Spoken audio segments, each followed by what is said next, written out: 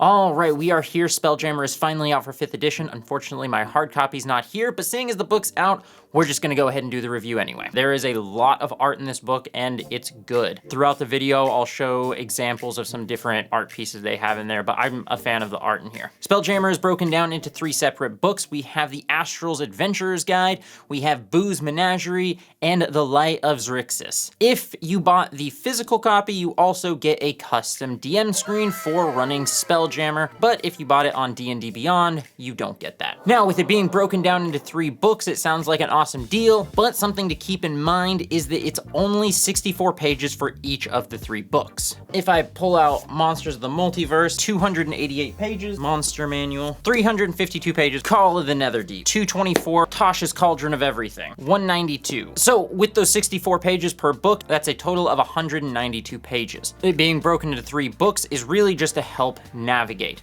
which I actually like. I am a fan of the format. If you want anything about the rules or the core settings, if you're looking something for the adventure specifically up, and if you're looking up any monster stat blocks, you know where to go for that. So I am a fan of the layout of it. Just keep in mind though, you're not buying 3 books for the price of 1. You're buying 1 book for the price of 1, but that book is broken down into 3 books. Some might not like that when you're running the adventure, it doesn't have any of the stat blocks there. It just says see Boo's Menagerie. But like I said, I prefer this. I like all the stat blocks being in one place, so I am a fan of the new format. So the first of the 3 books that we're going to look at is the Astral Adventurer's Guide.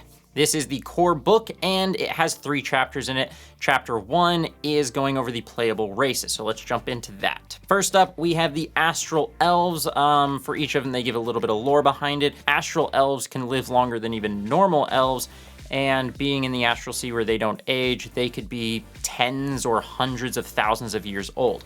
They're meant to kind of be these very wise old elves. Mechanically, not too much special going on here. The main feature for me that you get is the Starlight Step, which functions very similarly to Misty Step. Next up, we have Auto Gnomes. They get this armored casing, which is basically like mage armor. They're basically like Warforged, but they're not technically living. They are just constructs. So yeah, if you want to be even more robot-like, you can play an Auto Gnome, which is pretty cool. Next up, you have the GIF, which are essentially hippo people that like guns. They seem pretty cool. They get advantage on strength-based checks and saving throws, which is nice. Yeah, I just have one issue with them, and that's that they have a swim speed. The reason I have an issue with this is that hippos can't swim. Their whole thing is that they're so dense, they just sink to the bottom and then they can run along the bottom.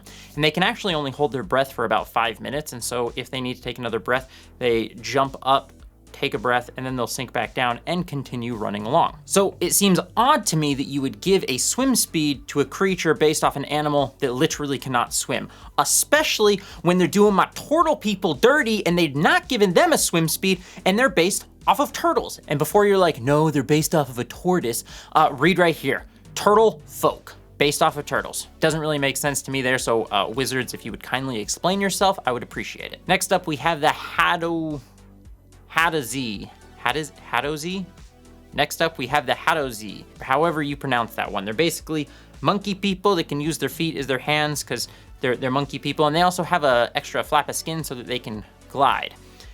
This one will be interesting for DMs to run, is you can actually manipulate stuff with your feet, so that'll be interesting. Then moving on, we've got the Plasmoids. Your creature type is an ooze. You are an ooze when you play these, but you're not a traditional ooze, you're more like a blob.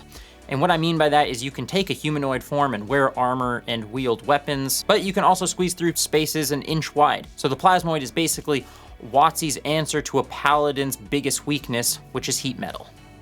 Now, you can just change shape, drop your armor, bam. Too easy. The last of the playable races is the Thrycreen, which is a monstrosity, not a humanoid, which is pretty interesting. They don't talk, they use telepathy to communicate, and they have an extra set of arms, which can wield small weapons like daggers or, objects like that, which I think the Plasmoid can technically have extra limbs as well. In another video, we can actually jump into the mechanics on how to run each of these things and what they can and can't do. But yeah, these are pretty cool. They can also hide. Something to keep in mind with all of these kind of cool, quirky races that your players are almost certainly going to want to play, a lot of them are not humanoids. They are monstrosities, oozes, constructs, which means certain things like hold person won't work on them. So that's just something to keep in mind when you're running this. Make sure you pay attention to the difference between creature or humanoid. Then moving on to chapter 2, we're talking about astral adventuring. You have the astral plane, which consists of the astral sea and wild space. An easy way to think about this is that wild space is basically like the galaxy.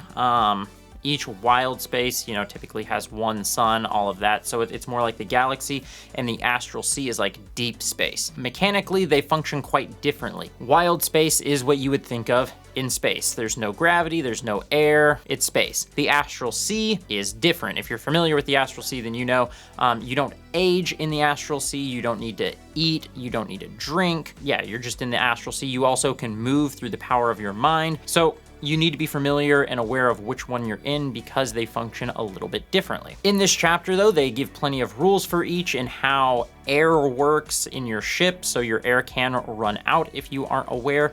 It can be depleted or it can turn toxic, so it gives time frames on how long you have.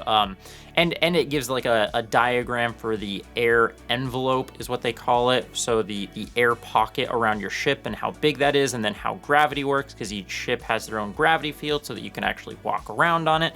They have rules for traveling between worlds and systems, rules for fishing, astral fishing, if that seems like something you want to do, as well as handling weightlessness. So yeah, lots of fun stuff there. I don't necessarily need to dive into it, but if you're running it, they have it all written out in a pretty comprehensible way. So I had no issues with the formatting. I thought that it was really well written. Next up, we have magic. There are 2 new spells introduced. One is air bubble, which creates a bubble of air around a creature for you to breathe. Makes sense. It is a 2nd level spell. And then the next spell is a 5th level spell called create spelljamming helm. And go ahead and guess in the comments what that spell does. Then we have some magic items. We have a fish suit, which is basically a space suit, and we have the spelljamming helm, which is how you control the ship. It does require attunement. It's a chair that you sit in. You do need to attune to it.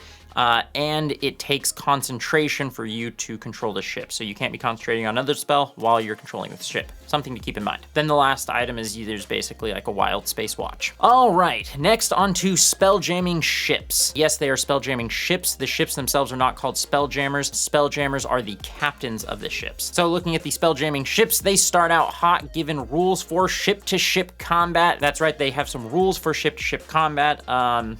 They go over establishing initiative, moving and steering a ship in combat, which also includes firing the weapons because the ships do come with weapons. And then they go on to give some rules for boarding another ship, as well as crashing your ship and then repairing your ship. So lots of fun stuff there. And then they have all of the different ships. They have 16 ships listed out, and I loved going through this section because sometimes they do this thing where they give you ideas for something and maybe a couple rules. No, with this, they have fully fleshed out ships. Each ship comes with an image of it and a map of it with and without the labels. I really like this. This is for each 16 ships. This is what you get for each of them. They also all have a summary. All ships are presented at their full potential. There's no upgrading ships. Each ship has a set of weapons that are on the ship. If you want a ship to start out with no guns or only one of the guns, you can do that, but that's not how it's represented on here. They're all represented at their fullest capability. So if you want upgradable ships, you'll have to kind of work that out on your own. They also have a cool turtle ship that works as a submarine because turtles can swim, so it goes underwater. Just thought that was pretty cool. Most of the ships are fashioned after creatures, so they'll have some sort of theme most of the time. And certain ships, there's cultures around them, which is pretty cool. So some of the ships will have a little blurb that you can read about, you know, how they're used and how they typically function and all of that. They also introduced a new type of ship that has a treant merged with it, which can help replenish your air and all of that fun stuff so that you don't have to worry about it depleting or turning toxic. Potentially. All right, and so that is the end of the ship section. Next is the Rock of Brawl, which is going to basically be your hub city. It's where you can come to to do any trading and all of that sort of thing. It's a city built on an asteroid. There's two sides of it, the top side and the bottom side. The top side is where you will mostly be occupying. It's more of a city. The bottom side is where I believe the prince is, more military and crops. And no private citizens are allowed into the bottom section. They give you a brief history on the city, and it is a pretty brief history. And then they have a section on keeping order or not. It's kind of a lawless city. I mean, you know, think pirate city. It's what it is. Then they have a short section on who's who, which there's a prince and his people, and then there's 4 underbarons, and that's all that they have there. And then the layout of the city is the longer section where they have a couple places that they might visit.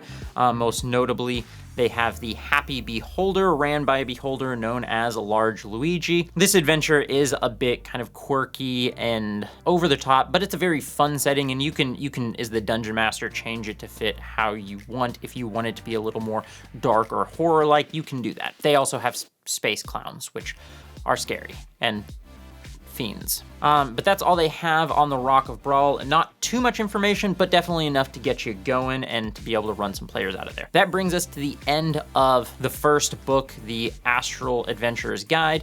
Next, we'll move into Boo's Menagerie. There are 39 new monsters and a little over 70 new stat blocks on here. I'll have a breakdown of all of that on the screen, and you can pause it if you want to read more about them. They also have random encounter tables for each of the different settings, which would be wild space encounters, Astral Sea encounters, or ship encounters, so that's pretty cool. Though I will say that there's no modifiers for the level of the party, which you might like or not like. I'm actually kind of a fan of it because if you're lower level, it's very scary out there, and if you're a bunch of level 20 spellcasters, you're probably not super worried about the random encounter or group of pirates that are going to fight you, as at that point you are extremely powerful. So I don't mind that, but if you are starting out with a low level group going in there, some of these might be a bit scary. I'm not going to go into all the monsters, but typically I do like to highlight one, and of course for this one it's got to be the vampire. I think the vampirates are just pretty cool because they are vampire pirates, and it's sort of like a space pirate setting. I think they're awesome. They have energy drain attack, which if they kill you with it, you instantly die and turn into this like spirit thing. And if you kill them, they explode. So again, pretty cool. I really like the vampirates. Well, that's it for Boo's Menagerie. I probably got through that one faster than you could hit the like button, but don't worry, there is still time for you as we have a whole nother book to go through. Last up is the adventure provided for this one, which is Light of Xaryxis. This is not a super long campaign. It's meant to give a taste of the Spelljammer setting and what it can provide. This is broken down into 4 parts, and each part is broken down into 3 chapters. Each chapter is designed to be ran as a single play experience lasting 2 to 3 hours, which brings us to a total of 12 sessions to run. This will also take the adventurers from level 5 to level 8. You can just make level 5 characters, but if you want to start out at level 1, they recommend running the adventure from the Essentials kit to get to the party to level 5 and then run this adventure. Now, when I read how structured it was, I was a little bit worried that it might be very railroady, and at the very beginning, they give you this paragraph here. Each chapter begins with an overview that gives you a sense of what is ahead for the heroes and recaps what has happened so far. There's no telling how the session will unfold since the players have some control over the plot, but the text tries to give you enough information to run the various creatures and encounters. If the characters do something unexpected, improvise as best you can while gently steering them towards their main goal. Each chapter ends with a cliffhanger to set the stage for the next session, assuming things go as planned. To me, that read like this adventure is not railroaded, but try to keep them on the tracks. So we'll dive into it and kind of feel out if this one is a fully railroaded adventure or not. They did give the inspiration for this is Flash Gordon, where you will be fighting otherworldly foes to try to save your planet. This is meant to be an over-the-top adventure with implausible situations, having the party stumble from one cliffhanger into the next. I have mixed feelings on the from one cliffhanger into the next. I understand the appeal to try to keep the players coming back for more, and I do like ending it on a high note, but I don't think you have to necessarily strive to end every session with a cliffhanger, especially because I am a fan of periodically ending the session completely so that you can have a couple weeks of downtime for the players to have other things going on and pursue their characters' personal goals. But this isn't meant to be a super long campaign, so I suppose it's all right. So before actually reading through it, I was afraid that it might be really railroady, but after I jumped into it and I actually started reading some of it, my opinion didn't change. It still seems very railroady, but I'm actually pretty excited to run it. It does seem very fun. They do a lot of things right. Like I said, it seems like a really fun adventure. There's lots of kind of quirky, interesting NPCs with plenty of role-playing opportunities if you like that kind of stuff. And there's a lot of combat, including an arena, which I know my players love anytime there's an arena. So despite some of its railroady nature, I think it can be still a really fun adventure, and any experienced dungeon masters, you can break away and kind of turn it into your own thing and let your players do whatever they want. But it also does a pretty good job of guiding the players without making it feel like they're forced to go that direction. Kind of. It does start out and it's like, if they try barricading, have the building collapse. And if they try fighting, make it clear that's not an option. If they try doing this, make it clear that's not an option. So there are sections where it definitely feels railroaded, but I think it'll still be fun. And if your players don't absolutely hate the idea of being railroaded, I think that they'll enjoy it. So my final thoughts on Spelljammer as a whole, I actually really enjoy it. I'm excited to throw some adventures in that setting. I think there's a lot of cool new playable races that players will really want to play, even if you're not running a Spelljammer setting. But ultimately, I don't think that alone is worth buying it. I think Spelljammer is cool. I'm excited to run it. But if you're not interested in space or any of that stuff, probably not worth picking up just for the playable races. I may do a video on balancing some of the playable races and things that they can and can't do to keep things balanced, because some of the extra limbs and things that allow might be really strong. So if that's something that you'd be interested in seeing, make sure that you subscribe, like the video if you've made it this far, and I will see you next time.